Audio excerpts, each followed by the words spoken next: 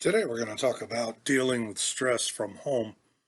Now, our home life often overlaps with our work and vice versa, both in good ways and in bad ways. Stressors at home can begin to pile up and affect our work if we're not careful. While some stress is so great that the worker experiencing it probably shouldn't be at work, most stress can be handled in such a way that it doesn't create a hazardous situation. Now, let's talk about some of the common stressors that relate to home life.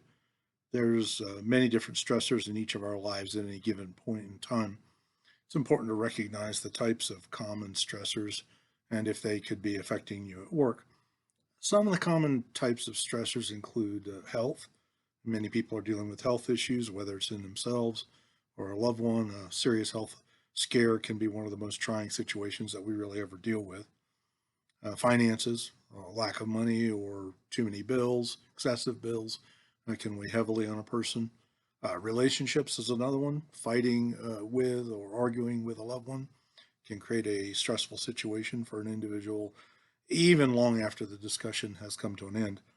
And then fill in the blank. While the above three mentioned stressors are common for many people, literally anything can be a stressor for an individual. We're all unique and living different lives. What causes stress for each of us varies greatly. Now, how does stress affect work? Well, there's many negative effects when someone carries in stress from home to work. A couple of examples include first, lack of focus.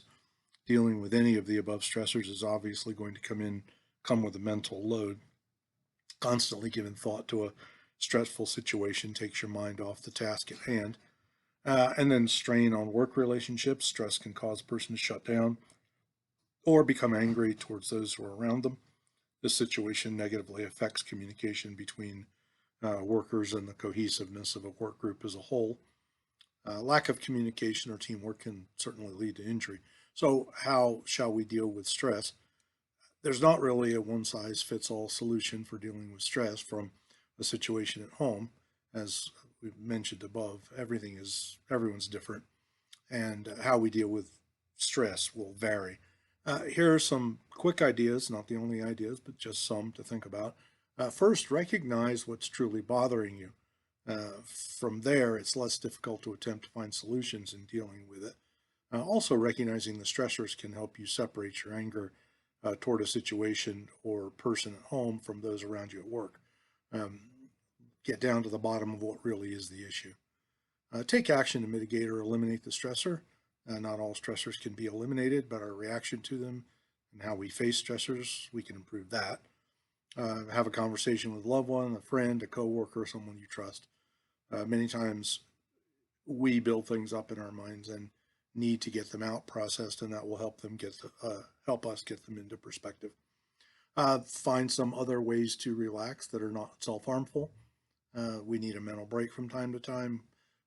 Maybe it's a hobby, maybe it's a sport, maybe it's something else, but try to figure out how to take some of the stress off by doing something that is a genuine diversion for you.